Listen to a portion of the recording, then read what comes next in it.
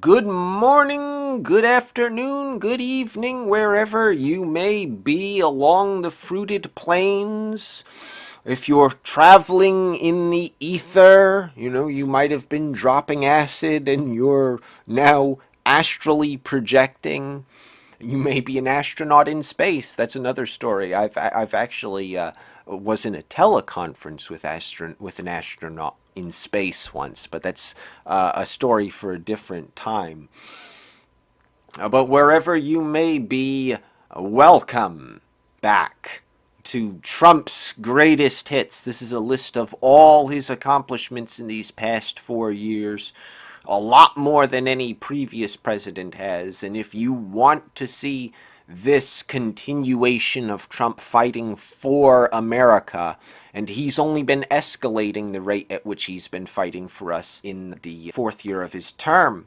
If you want to see that continue and you don't want to see America become a socialist nation, then you should definitely listen to this and vote for Trump in November. Don't forget, if you like this or even if you hate it, share it, subscribe, rate it up, rate it down, I don't care. Spread the word. Spread this video as far and as wide as you can. And while you're at it, you can get a copy of my book, The Second Civil War. Link below. Starting off with foreign policy, Trump recognized Jerusalem as the capital of Israel. Now, I know there's a lot of people are calling him Zion Don.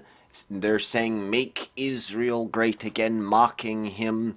But really, and I'll get to it in a minute in particular why, but this does work for the best interests of the United States. He is looking out for America first, and he is using Israel as a tool to accomplish American goals.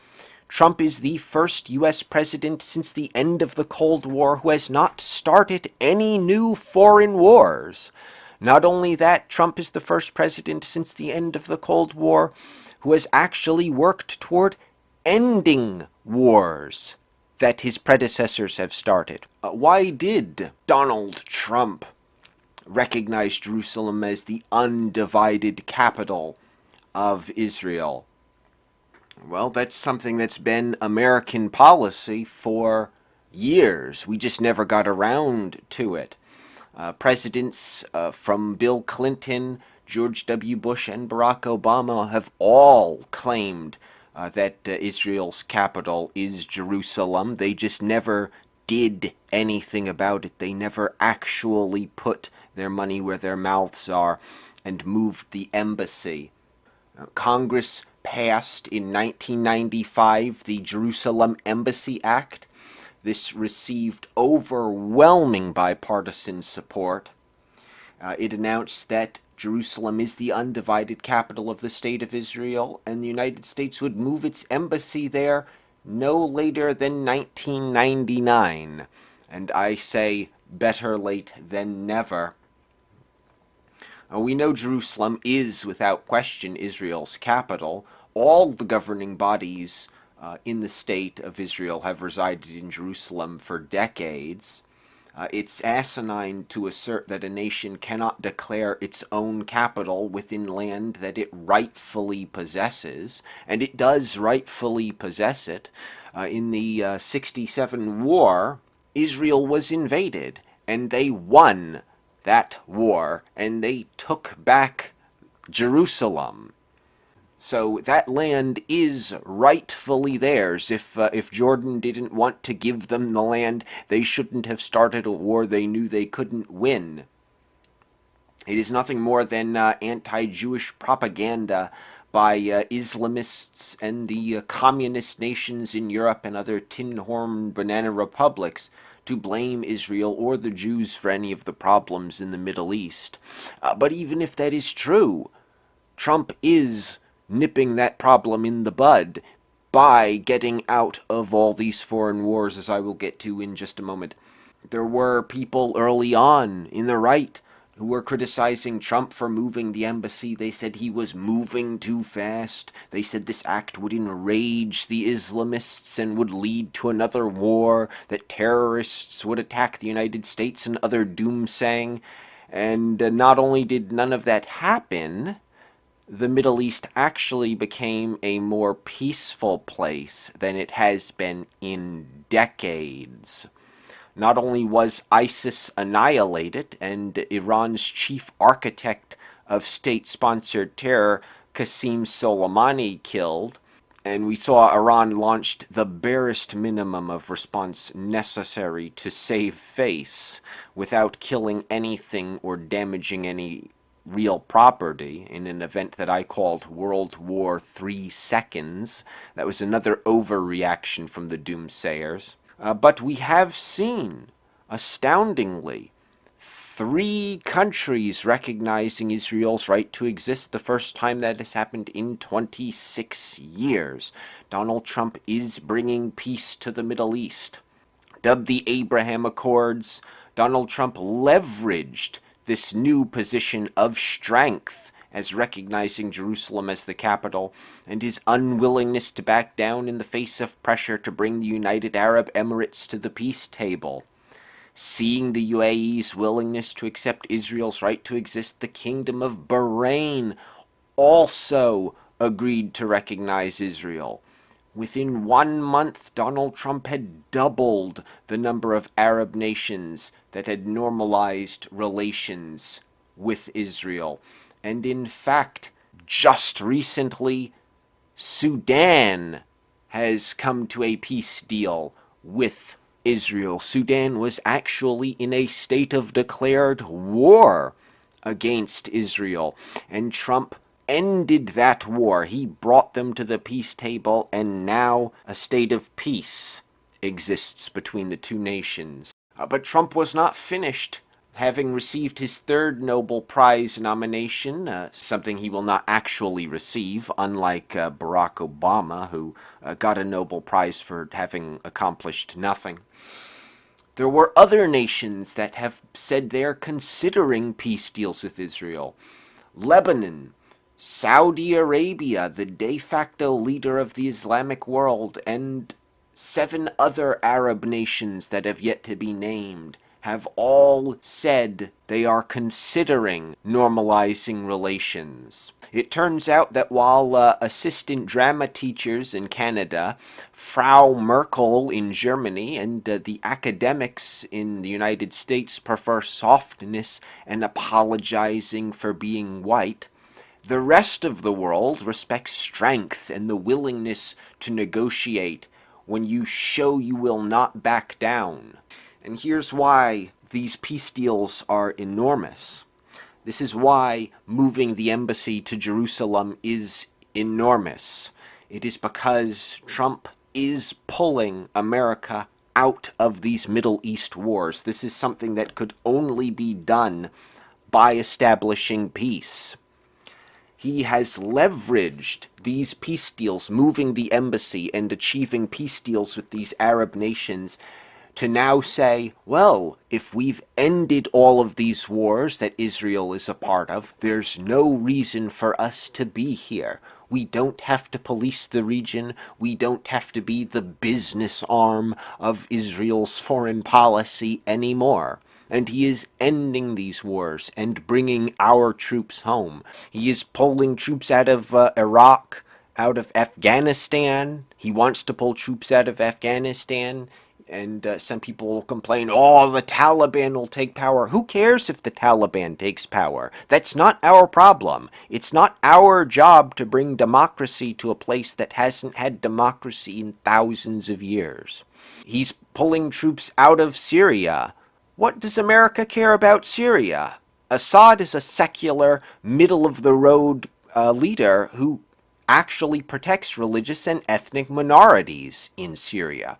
The moderate Islamists who the Obama-Biden administration wanted to put in power would have turned the country into yet another shithole country, where there is no religious freedom, where there is no freedom of speech, where there is no human rights.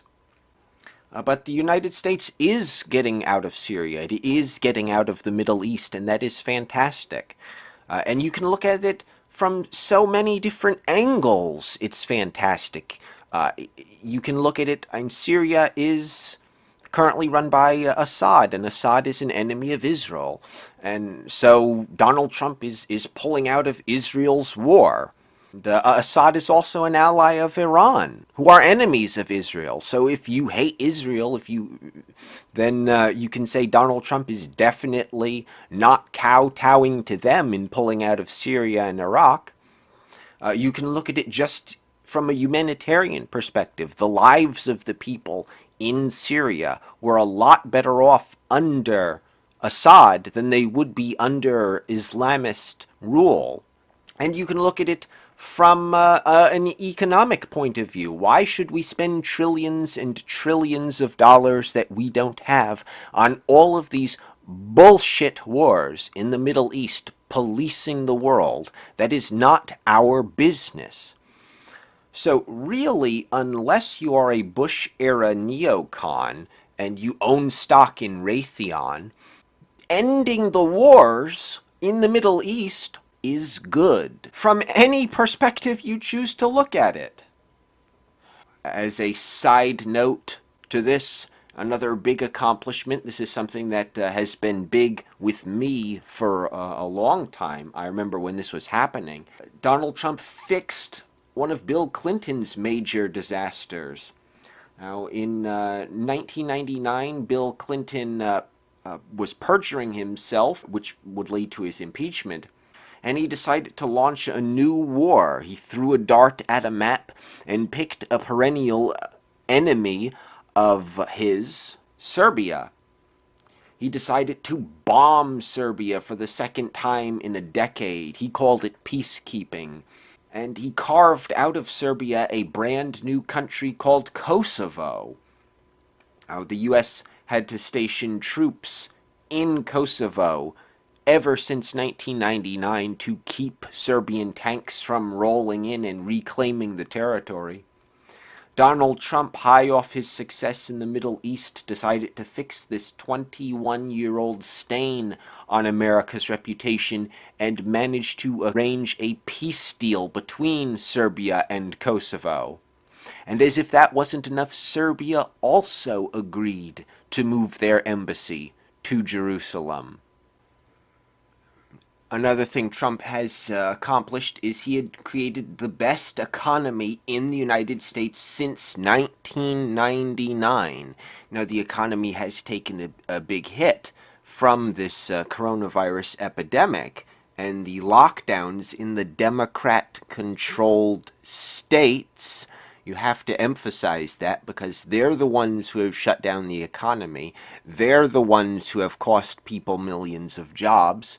They're the ones who are putting a monkey wrench into the engine of Donald Trump's economy. It has nothing to do with him. He can't send SEAL Team 6 in to assassinate governors. That can't happen. The Constitution prohibits him from enacting nationwide policies like Biden wants, the nationwide mask mandate. Donald Trump can't do that. He can't force states to reopen as much as we would like him to. But before that, he had created the best economy since 1999, the dot-com crash. Ever since the crash, America's economy has been on the downtrend, but it's starting to rise up again. We saw the largest growth in the stock market of all time, and the stock market is not exactly the same thing as the economy, but it is still a useful metric if you keep in mind the limitations. We saw GDP grow in excess of 3.5% for several quarters, and in fact, just recently, this past quarter, the third quarter of 2020, we saw 33% growth in the GDP, the largest in U.S. history, a number that should have been impossible, something that economists would have said would be absolutely impossible. But that's what happens when you take the brakes off of Donald Trump's economy, is you see it roar to life like this. You see massive job creation, millions of jobs that he has created in the past few months. We've also seen the lowest unemployment since 2000. And these are real jobs that are starting to replace the Mick jobs, the shovel-ready jobs, the jobs that Barack Obama and Joe Biden had created with their shovel-ready programs. America is on track, or it was on track prior to the pandemic, to see the lowest unemployment since 1969.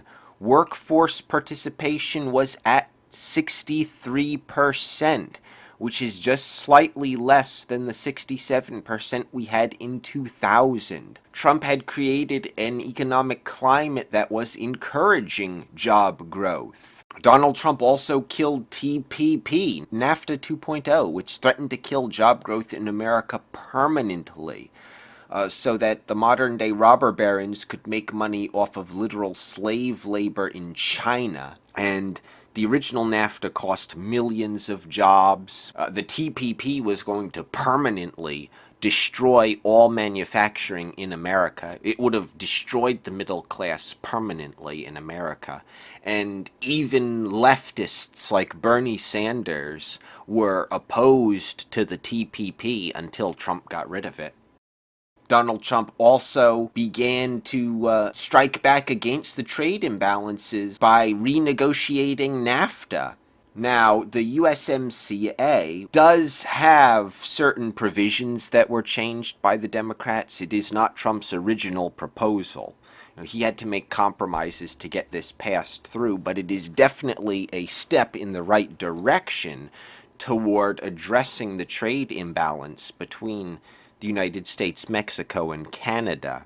He had his tax cuts for the middle class. This is enormous. This is absolutely enormous. This is how he has turbocharged the American economy. Now, I'll explain in another video how raising taxes actually doesn't work, because the rich never pay taxes. They always want to increase income tax. Well, the rich doesn't make their money through income, and rich people always find loopholes so they don't have to pay taxes anyway. And corporations, which are like people, like Soylent Green, they don't pay taxes either. They always pass the cost on to the consumer. Taxes always hurt the middle class. And in cutting taxes, Trump has helped put money into the pockets of millions of ordinary people, myself included. Now, the left can piss and moan about millionaires and billionaires. The millionaires and billionaires getting tax cuts, although Bernie Sanders, the day he became a millionaire, stopped complaining about millionaires, demonstrating yet again that the left is full of hypocrites. But I don't care if they complain. That's just more salt to mine, as far as I'm concerned. And you can enjoy a gift even if someone else gets a gift, even if someone you hate gets a gift. Part of being a mature person is enjoying getting that gift yourself. You don't have to be envious of the other person. That's just cutting off your nose to spite your face. But these tax cuts have helped millions of people, and even though Joe Biden says he's not going to raise taxes on people making less than $400,000 a year, which is his donor base, that's actually a lie. That is absolute bullshit, because what he is going to do, and he said he would do on day one, is get rid of the Trump tax cuts. Getting rid of the Trump tax cuts, and this is something that we had with the getting rid of the Bush tax cuts. Getting rid of the Trump tax cuts is a code word for a massive tax hike. That's the effect it will have. It will be a massive tax hike. And along with that, he will also eliminate the child tax credit that millions of families are benefiting off of. So those suburban women, as the suburban women we hear so much about, they're going to suffer under Joe Biden's tax scheme. Because this is getting long, I'm going to have to split this up into 3 parts, believe it or not. So I'm going to end this right here, and I will see you in part 3, which I hope will be the dramatic conclusion of the list of Donald Trump's greatest hits from his first term. Thank you, and good night.